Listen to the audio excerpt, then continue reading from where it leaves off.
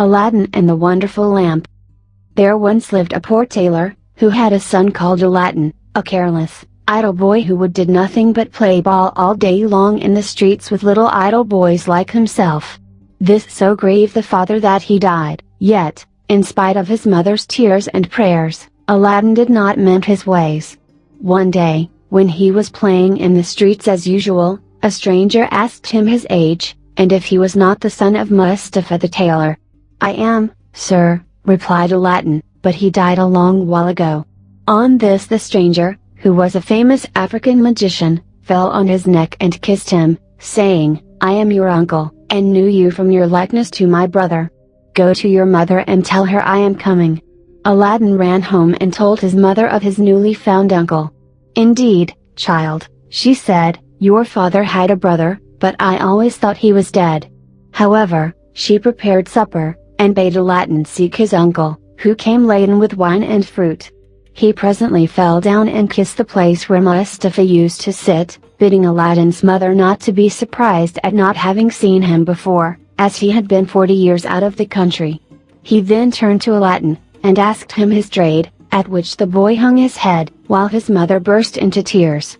On learning that Aladdin was idle and would learn no trade, he offered to take a shop for him and stock it with merchandise. Next day he bought Aladdin a fine suit of clothes and took him all over the city, showing him the sights, and brought him home at nightfall to his mother, who was overjoyed to see her son so fine. The next day the magician led Aladdin into some beautiful gardens a long way outside the city gates. They sat down by a fountain and the magician pulled a cake from his girdle, which he divided between them. They then journeyed onward till they almost reached the mountains. Aladdin was so tired that he begged to go back, but the magician beguiled him with pleasant stories, and led him on in spite of himself. At last they came to two mountains divided by a narrow valley. "We will go no farther," said the false uncle. "I will show you something wonderful, only do you gather up sticks while I kindle a fire." When it was lit the magician threw on it a powder he had about him, at the same time saying some magical words. The earth trembled a little and opened in front of them, disclosing a square flat stone with a brass ring in the middle to raise it by. Aladdin tried to run away, but the magician caught him and gave him a blow that knocked him down. "What have I done, uncle?" he said piteously, whereupon the magician said more kindly, "Fear nothing, but obey me. Beneath this stone lies a treasure which is to be yours, and no one else may touch it, so you must do exactly as I tell you." At the word treasure Aladdin forgot his fears, and grasped the ring as he was told, saying the names of his father and grandfather. The stone came up quite easily, and some steps appeared. "Go down," said the magician, "at the foot of those steps you will find an open door leading into 3 large halls. Tuck up your gown and go through them without touching anything, or you will die instantly. These halls lead into a garden of fine fruit trees. Walk on until you come to a niche in a terrace where stands a lighted lamp. Pour out the oil it contains, and bring it to me."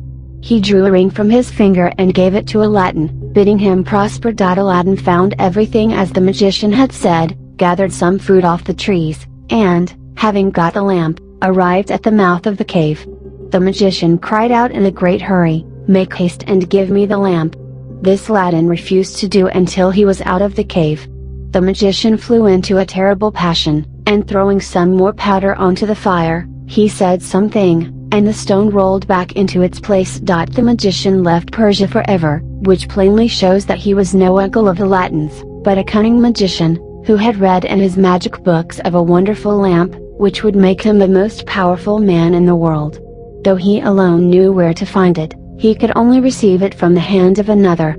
He had picked out the foolish Aladdin for this purpose, intending to get the lamp and kill him afterward. For 2 days Aladdin remained in the dark, crying and lamenting.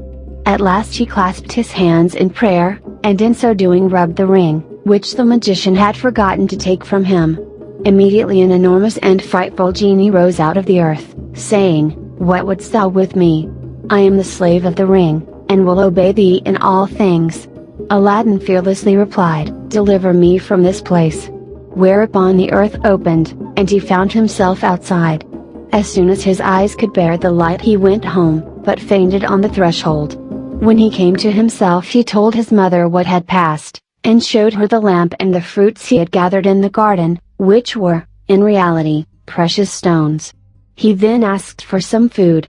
"Alas, child," she said, "I have nothing in the house, but I have spun a little cotton and will go and sell it." Aladdin bade her keep her cotton, for he would sell the lamp instead.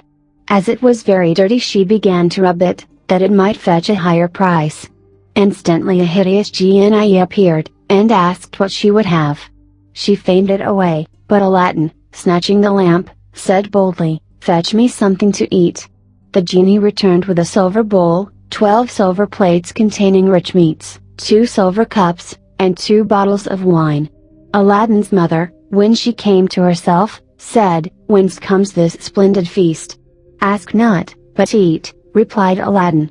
So they sat at breakfast till it was dinner time, and Aladdin told his mother about the lamp. She begged him to sell it, and have nothing to do with devils.